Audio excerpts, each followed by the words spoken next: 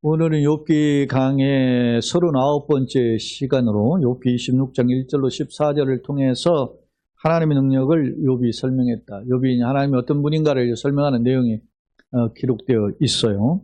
자, 오늘 본문은 어떤 상황 속에서 주어졌느냐면 욥의 세 친구가 욥을 찾아와 위로하려고 하다가 욥이 자기의 그 고난 중에 역경 중에 탄식을 하게 되죠. 그러니까 욥의 세 친구인 첫 번째 사람 엘리바스가 야, 이런 고난들을 보면 다 인과응보의 사상으로 원인이 없이 결과가 있느냐, 네가 죄를 지었기 때문에 이런 거 아니냐 하고 욥의 잘못 부분을 허물을 돌아보라고 책망을 했어요. 욥이 아니라고 자기가 이제 항변을 해요. 그러니까 두 번째 친구가 빌닷이 또 책망하고 욥이 변론하고, 그 세 번째 친구인 소발이 책망하고 욥이 변론하고, 이러한 일을 지금 세 번째 하고 있는데, 세 번째 하는 중에 두 번째 친구인 빌닷이 지난 25장에서 한 표현이에요. 근데 이 빌닷이 한 25장은 1절, 6절 짧은 구절인데, 3절까지는 하나님의 영광, 위대성, 그리고 4절, 6절은 인간의 나약함, 이런 것을 대조하면서 설명했어요. 근데 그 내용을 지난 시간에도 설명했지만, 내용을 들여다보면 이론적으로 논리적으로 틀린 부분이 없어요. 맞다 말입니다. 문제는 하나님의 위대한 영광을 이야기하면서 인간의 나약함을 대조하면서 그 인간이 누구라는 거예요. 지금 냄새나는 인간, 보잘것없는 인간, 비천한 인간, 요 바로 너야, 이렇게 이제 대놓고 팍 직설적으로 말하지는 않지만 그렇게 표현한다는 것입니다. 그러니까 욥이 그 친구 빌닷의 변론을 모를 리가 없죠. 그러면 욥은 어떤 반응을 보이고 있을까? 오늘 그 빌닷에 대한 변증이 욥기 26장인데요. 그러니까 단순히 욥기 26장으로 빌닷에 대한 욥의 변론은 끝나지 않고 이 변론은 31장까지 이어져요. 그러니까 욥기 26장부터 31장까지 전부 6장에 걸친 표현이 욥의 변론이라 말입니다. 그 중에 오늘 26장만 우리가 살펴보게 될 텐데, 그러면 욥은 어떤 내용으로 변론하고 있을까? 자, 그러면 우리가 드린 교재가 있고 영상으로 송출된 화면에, 첫 번째 화면에 서론 부분입니다. 욥기 26장으로부터 31장은 세 친구와의 변론 중에 욥의 마지막 답변 부분에 해당한다. 이 중 본장은 빌닷의 변론을 풍자적으로 표현하는 내용과 1절로 4절에 욥의 빌닷이 자기가 하나님의 위대성, 그리고 또 인간의 냄새남, 이런 것들을 이야기했잖아요. 그것에 대해서 욥이 이제 조롱하는 표현을 하는 거예요. 1절로 4절은. 그리고 5절로 14절까지 기록되어 있는데 13절까지는 하나님의 위대성, 위대하신 창조 능력, 통치 능력 하는 그런 위대하심의 권능, 위엄과 권능을 소개해요. 그리고 14절에는 뭐라고 이야기하냐면, 그런 하나님의 능력을 우리 인간이, 어떤 사람이 측량할 수 있겠는가? 감히 측량도 못한다는 거예요. 이렇게 하나님 위대하신 분인데 그 위대하신 능력을 우리가 감히 측량할 수 없을 정도로 위대하시다, 이렇게 표현하고 있어요. 자, 그러면 이제 계속 보겠습니다. 빌닷의 변론을 풍자하는 표현의 내용과 창조계에 나타난 하나님의 능력을 묘사하는 내용으로 구성되어 있는데, 이는 무엇을 보여주는 것일까? 앞서 빌닷은 하나님의 주권과 인간의 비천함을 대조함을 통해서 욥을 비판했는데, 이에 욥은 자신도 그런 하나님을 알다. 자신도 알고 있다, 그런 뜻이고, 자신도 그 하나님께 소망을 두고 있다라는 점을 강조한 표현이 오늘 26장부터 31장까지 기록되어 있는데, 그 중에 우리가 26장을 살펴보고자 하는 것입니다.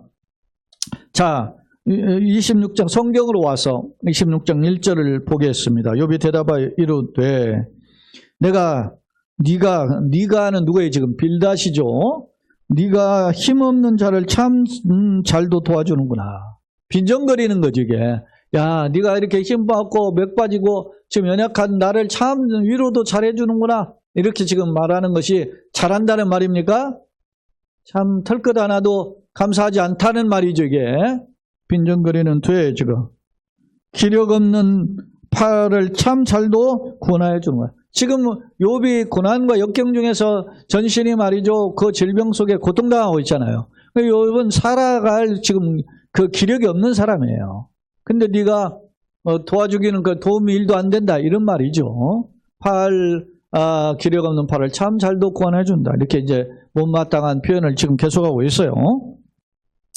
3절 지혜 없는 자를 참 잘도 가르치는구나. 그래 내가 지혜 없다고 그러면서 지혜를 가르쳐 주는데 참 네가 혼자만 잘난 체 하네. 뭐 이런 식이죠. 큰 지식을 참 잘도 자랑하는구나.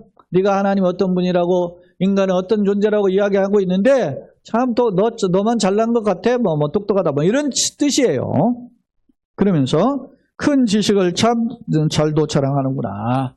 그러면서 욥이 그 빌닷의 이야기에 대해서 비아냥조로 비판하고 있어요. 4절 네가 누구를 향하여 말하느냐 그랬어요. 지금 빌닷의 변론은 욥을 향하고 있죠. 욥 네가 이렇게 하나님이 누군지 몰라? 뭐 이런 투 아니었습니까? 네가 인간이 이렇게 냄새나는 존재인지 못 깨달아? 이렇게 하면서 빌닷이 욥을 책망했거든요. 그런데 반면에 이제 반론으로 욥은 네가 빌닷을 향하여 누구를 향하여 말하느냐? 누구의 정신이 내게서 나왔느냐? 네가 말하는 지금 것이 정신이 누구의 영을 받은 거야? 성령의 충만을 받아서 그런 거야? 뭐 이렇게 묻는 거죠. 이 누구의 정신이라고 할 때 이 정신이 영 그런 뜻이에요. 그러니까 너만 성령 충만해서 네가 성령 충만해서 그런 말 한 거야? 뭐 이렇게 반문하는 투죠. 그러면 네가 말한 하나님에 대해서 나도 한번 말해보겠다라는 뜻이에요. 5절부터는 그래서 욥이 깨달은 욥이 알고 있는 욥이 하나님 어떤 분이신가를 묘사하는 부분이 5절로 13절이에요. 자, 그러면 5절로 13절에 묘사하는 내용을 한번 들여다봅시다. 죽은 자의 영들이 물 밑에서 떨며 물에서 사는 것들도 그러하도다. 자, 죽은 자의 영들이 물 밑에, 물은 바닷속 깊은 곳이니까 땅속 깊은 곳을 가리키죠. 그러니까 죽은 자의 영들이라는 말은 음부에 사는 존재들이 물 밑에서 땅 깊은 곳에서 어떻게 해요? 벌벌 떤다는 거예요. 왜 떨까요? 하나님의 준엄한 심판과 능력 때문에 떠는 거죠. 네? 벌벌벌벌 떠는 그런 표현임을 알 수 있어요. 그 다음에 이제 5절에 보면 그러하도다. 6절 하나님 앞에서는 수월도 벗은 몸으로 드러나. 수월이 어떻게 해요? 음부의 권세가 모여있는 곳이죠. 그것도 벗은 몸으로 드러나. 다 알몸으로 다 벌거벗이 다 수월에 있는 존재들도 다 알몸처럼 다 드러나게 될 것이다. 네? 하나님의 위대성을 강조한 표현이죠.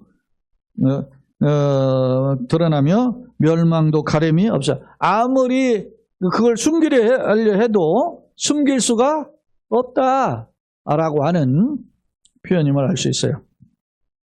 그러면서 7절 그는 북쪽에 허공을 펴시며 땅을 아무것도 없는 곳에 매다시며 허공에 북쪽 하늘을 막 허공에다 쫙 펼치듯 마치 무슨 두루마기를 막 펼친 것처럼 하늘을 펼치는 거예요. 일종의 북쪽에 있는 수많은 별들이 있잖아요. 그걸 막 하늘 창공에 쭉 이렇게 펼치시는 마치 큰 화폭에 한 장을 펼치는 모습처럼 그렇게 하는 거예요. 땅을 아무것도 없는 곳에 매다시며 땅에 아무것도 없다. 공간이 우주 공간에 지구를 하나 매달아 놨다. 이런 식으로 지금 생각하는 이게 고대 근동의 사고의 표현이에요. 예? 지구가 어디면 지금 우주 공간에 한 군데 덜렁덜렁 매달려 있는 마치 수박이나 박이나 주렁주렁 어디 매달려 있는 것처럼 그런 그것으로 표현하고 있어요. 그렇게 누가 매달았냐, 하늘을 천지에 하늘에서 펼치시고 지구를 말이죠 하늘 천장의 한 부분에다가 매다는 분이 누구냐 이거예요. 7절 매다시며 또 8절 물을 빽빽한 구름에 싸시나. 구름에서 비가 내리죠. 근데 구름에 물을 싹 싸매가지고서 구름 속에다 물을 가지고 있다. 그런 뜻의 지금 비유적 표현이죠. 쌀이나 그 밑에 구름이 찢어지지 않으니라. 구름이 굉장히 많은 물을 가지고 있는데 그 구름이 찢어지지 않으면 물이 쏙 쏟아지지 않는다는 거예요. 그걸 누가 아느냐는 거예요. 그게 하나님이 그렇게 감싸고 계신다, 그런 뜻입니다. 자, 그는 9절 보름달을 가리시고 자기의 구름을 그 위에 펴시며. 보름달, 달빛을 말이죠, 가린다고 우리가 가려집니까? 나의 눈을 가리면 안 보일 수는 있지만 구름을 누가 가려요? 가릴 수가 없죠. 그러니까 하나님은 구름을 가리시기도 하고 자기의 구름을 그 위에 펴시기도 하고, 예? 하늘에다가 높은 곳에다. 구름은 하나님의 임재를 상징하는 표현이잖아요. 예? 구름이 구약의 성전에 막 가득하고 구름 속에서 하나님이 나타나시고 이런 게, 구름은 하나님의 영광을 나타냅니다. 그러니까 하나님은 보름달을 가리시고 구름을 그 위에 펴시는 그런 위대한 하나님이시다라고 하는 점을 강조하고 있습니다. 10절 수면의 경계를 그으시니. 그 수면의 경계는 예를 들어서 여러분 물로 이렇게 그 수면을 그을 수 있나요? 우리가 흔히 오대양, 육대주 이렇게 표현하는 오대양, 대양이 오대양, 인도양, 대서양, 태평양 이렇게 하잖아요. 그리고 남극해, 북극해 이런 식으로 해서 오대양 이렇게 하잖아요. 그럼 바다의 경계선이 없잖아요. 근데 그런 것을 다 정해놓고 이렇게 하는 것이 누구냐는 거예요. 네? 수면의 경계를 그으시고 또 빛과 어둠이 함께 끝나는 것이다. 빛과 어둠이 반복되잖아요. 빛이 오면 어둠이 떠나가고, 빛이 사라지면 어둠이 또 오는 거예요. 그러니까 소위 말하면 공간의 경계, 시간의 경계, 이런 것들을 다 설정하시는 분이 누구냐? 하나님입니다. 우리가 창세기 1장 1절에서 태초에 하나님이 천지를 창조하신다 그랬잖아요. 태초에라는 표현이 모든 시간과 공간이 시작되기 전에 그런 뜻이에요. 그러니까 하나님은 영원하신 하나님이네. 시간을 초월해 계신 하나님이죠. 하나님은 공간을 초월해 계신 하나님이에요. 무수무지하신 하나님, 편재성 이런 이야기를 하잖아요. 그런 분이시다. 10절은 하나님은 시간과 공간을 초월하시는 그런 분이심을 묘사하고 있어요. 11절 그가 꾸짖으신즉 하늘 기둥이 흔들리며 놀라네. 마치 이제 건물을 보면 건물의 가장 중심이 뭡니까? 기둥이죠. 고대 근동에서는 다 건물이 무너지는데 뭐만 안 넘어지죠? 기둥이 안 넘어지죠. 그러니까 기둥이 모든 것을 버팀목으로 생각하는 거예요. 그러니까 하늘 기둥을 꾸짖으시니까 하늘 기둥이 천체가 천재지변이 일어난다 이런 거예요. 마치 우리 지구가 기둥에 어떻게 하나님이 이렇게 떠받쳐 있는데 그것을 주님이 책망하시니까 기둥뿌리가 흔들려가 천체가 흔들리는 그런 현상으로 비유하고 있음을 볼 수 있습니다. 그 다음 12절에 그는 능력으로 바다를 잔잔하게 하시며 지혜로 라합을 깨뜨리시며 그랬어요. 바다를 잔잔케 하신다. 그리고 라합을 깨뜨리신다. 라합은 이게 여러 가지 쓰임이 있는데 저 바다에 있는 그 악의 세력 이렇게 표현하고 있는데 총체적으로 우주 만상에 하나님을 대적하는 사탄의 앞잡이, 사탄의 졸개, 사탄 그 자체를 가리키는 표현이 라합 이렇게 표현하잖아요.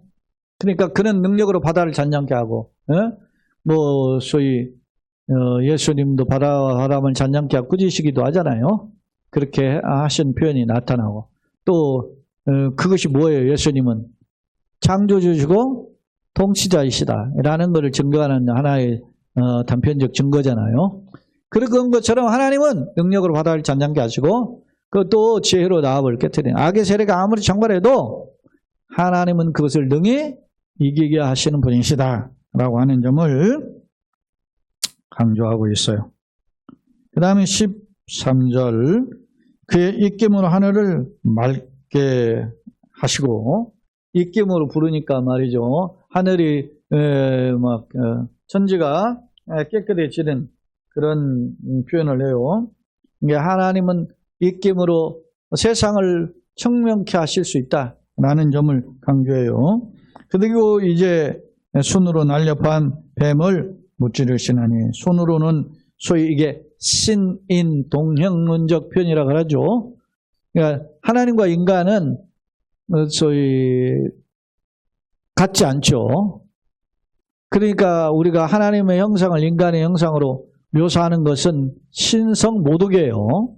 엄밀히 말하면. 그런데 하나님은 그런 하나님을 자신을 인간에게 보여주시는, 계시하시는 거죠. 보여주시기 위해서 어떤 표현을 하죠? 인간적 언어, 인간적 표현으로 표현한다는 거예요. 네? 그래서 하나님의 입도 있고 하나님 눈도 있고 하나님 손도 있고 하나님 뭐 이렇게 하는 그런 표현들을 사용하는 것이 성경의 여러 곳에서 등장하죠. 이런 표현을 가리켜 흔히 학자들은 신인, 하나님과 인간의 동형론적 표현이다 이렇게 표현을 하고 있어요. 그러니까 하나님의 손으로 날려만 배우면 무진하는 거예요. 손은 주권을 가리키고 능력을 가리키잖아요. 그래서 하나님의 오른손이라는 거 할 때는 강력한 힘을 가진 능력을 상징하는 표현으로 오른손이라고 하잖아요. 손으로 날렵한 뱀을 무찌르신다라고 하는, 뱀은 앞서도 이야기한 라옥과 같은 사탄의 존재임을 알 수 있습니다.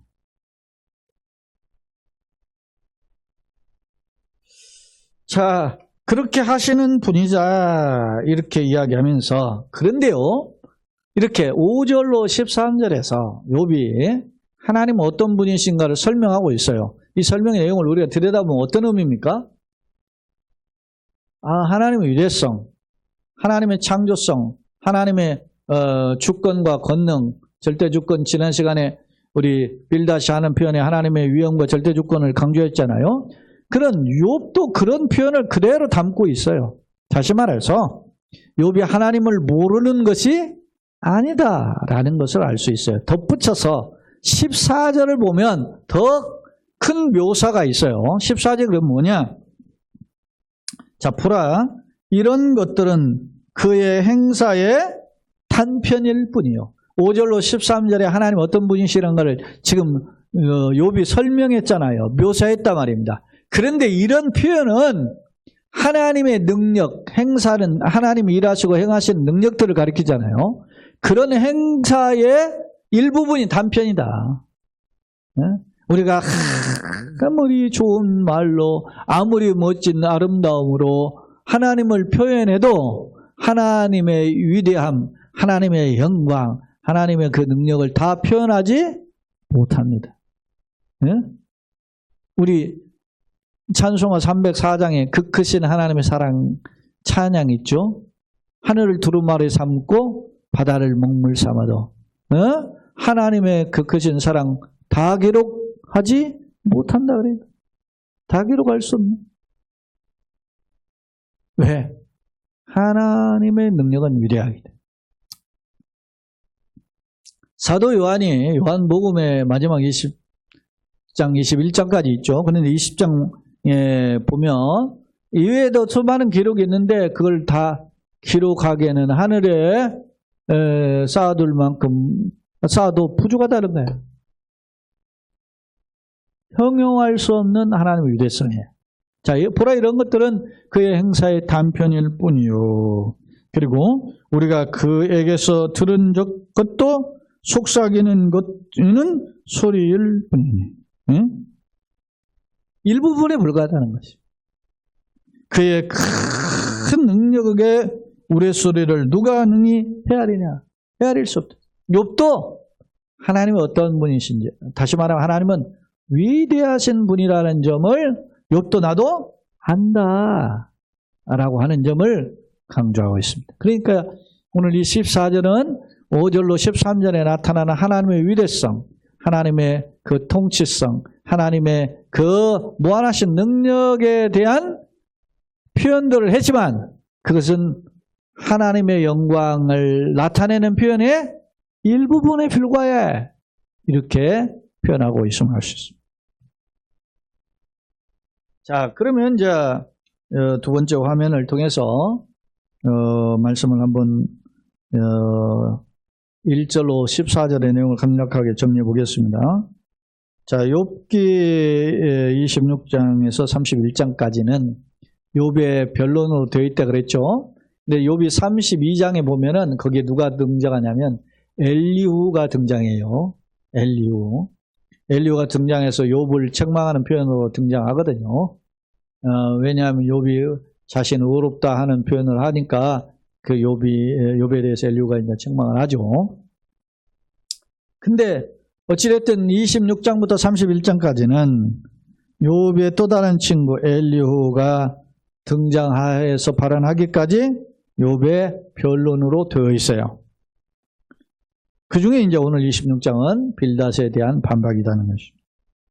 자, 2절로 4절은 그런 빌닷의 지식에 대한 욥의 일종의 반발이고 조롱적 표현을 하고 있음을 알 수 있어요. 왜냐하면 빌닷이 하나님의 일회성을 이야기하고 인간의 연약한 낸 사람을 지적했지만 그러한 말이 욥에게는 어떻게 해요? 전혀 위로와 도움이 되지 않는다. 그런 것을 표현하고 있습니다. 자, 그럼 5절로 13절의 내용을 한번 또 좀 보면 5절 6절은 하늘과 땅 음부까지도 확대하여 하나님 위대한 주권을 표현하는데 멸망이란 단어는 아바돈 히브리어로 파멸이라는 뜻이고 무적행, 소울 같은 의미예요. 7절 하나님께서 능력으로 우주 공간의 하늘을 휘장처럼 펴시며 또한 땅을 우주에 메셨다고 묘사해요. 그러니까 하나님의 놀라운 주권의 능력을 말이죠. 이렇게 표현하는 그림으로 그림을 그리듯 표현하고 있는데 저는 이것을 하나님의 무에서 유를 창조하시는 하나님 능력으로 묘사한 것이다 이렇게 해석을 했어요.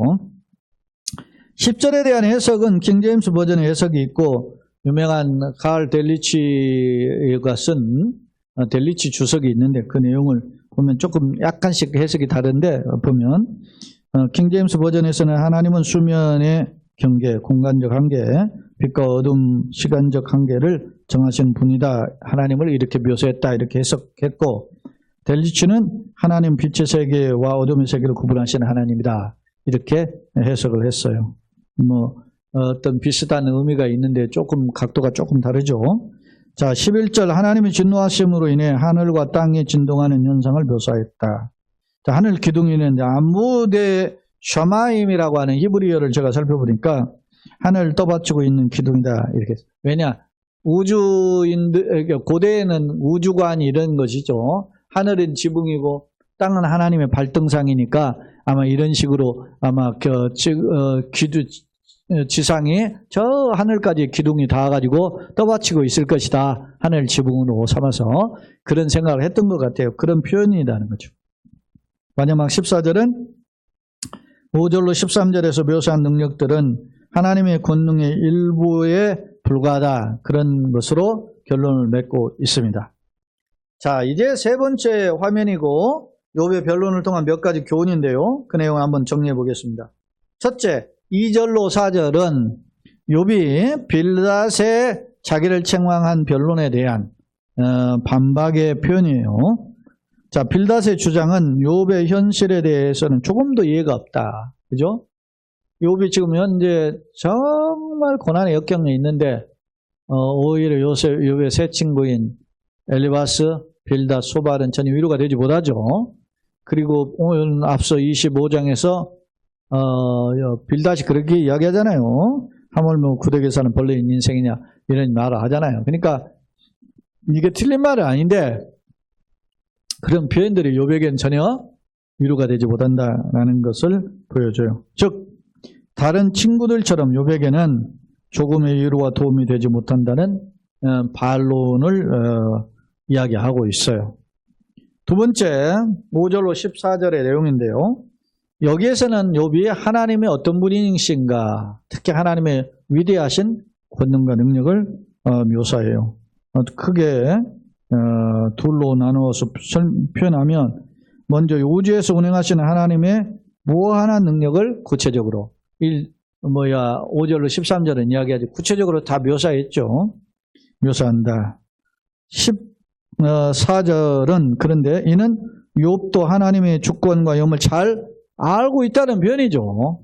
욥이 다른 친구들이 말하는 하나님에 대한 지식이 없어서 지금 탄식하고 있는 것은 아니라는 말입니다.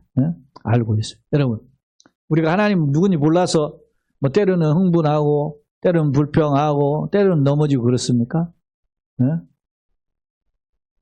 제가 오늘 아침에도 제가 새벽 설교도 했지만, 그리고 저는 이제 설교 마치고 제가 이제 오전 시간에 이런 자료들을 살펴보고자 해서 기독교 강요하고 그 칼빈이 소위 세베르투스를 화형시켰거든요. 불태워 죽였어요.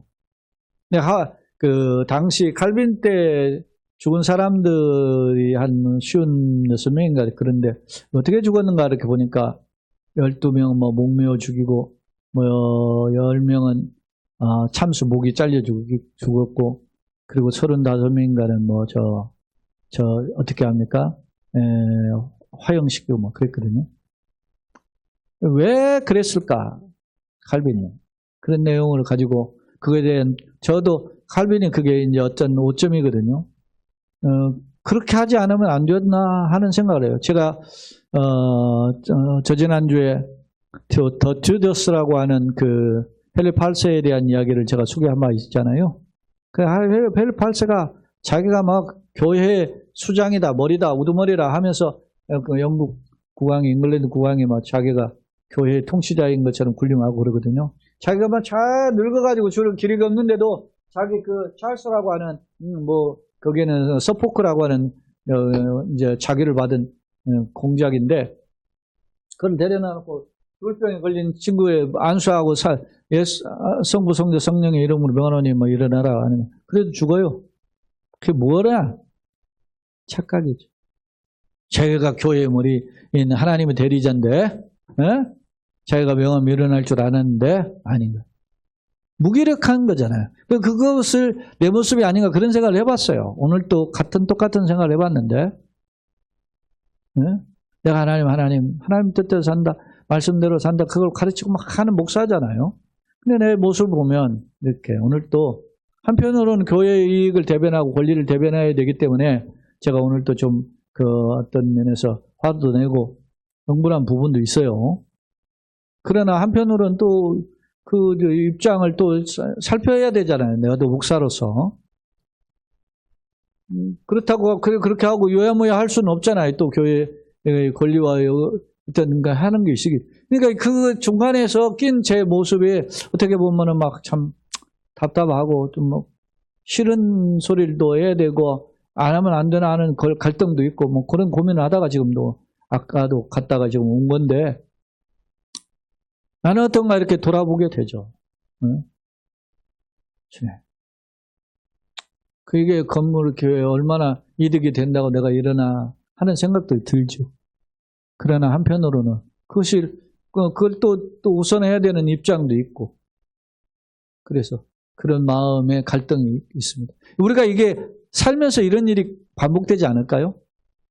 반복되는데 우리가 어떻게 할까? 욥의 이런 이 변론을 통해서 다시금 세상 되돌아보게 됩니다. 교훈입니다. 하나님은 우주 만물의 통치는 물론 인간의 마음까지 살피시는 분이시다. 때문에 인간은 이성 너머에, 우리 인간 생각, 판단 그런 것 너머에 하나님의 계시를 깨닫고 이에 순종하기를 결단해야 한다. 그래서 하나님 지혜를 주세요. 또 감당할 힘을 주세요. 걸어갈 길도 주의 은혜로 걸어왔는데 또 남은 걸음도 걸어가게 해주세요. 이렇게 고백하는 거예요. 우리 수요 예배가 그런 의미예요. 이게 일주일에 딱 주일 예배를 마치고 중간의 시간을 3일을 하나님 보살핌의 은혜에 감사하고 남은 3일도 하나님 은혜 가운데 걸어가게 해주세요. 그게 3일 예배의 정신이거든요. 3일 예배 안 드린다고 무슨 뭐 탈나는 게 있어요? 그거하고 아무 상관없어요. 그러나 우리가 하나님 은혜를 받은 자로서 하나님 앞에서 내가 조금이라도 걸어가는 일에 하나님의 도움이 필요합니다 라고 하는 소망과 간절함이 이 예배로 나타나는 거잖아요. 그런 모습인가 되돌아보게 됩니다. 결론입니다. 본문은 하나님의 위엄을 거론하며 인간의 불의함을 대조했던 빌닷의 변론에 대한 욥의 반박이다. 먼저 빌닷의 논리는 역경에 빠진 욥의 처지에 조금의 도움도 되지 못함을 조롱하고 있다. 즉 단지 논리적 비상적 주장에 불과함을 지적하고 있다. 한편 5절로 13절은 광대하신 하나님의 창조와 섭리 그리고 질서를 세우시는 권능을 거론하면서 이런 능력들은 일부분을 묘사한 표현에 하나님의 능력의 일부분을 묘사한 표현에 불과하다는 것을 언급하는데 이는 욥 역시 하나님의 위대하심을 잘 알고 있음을 반영하고 있다. 그렇다 인간은 주님이 계시해 주신 부분만 알 수 있는 존재다. 나는 하나님을 누구로 아는가?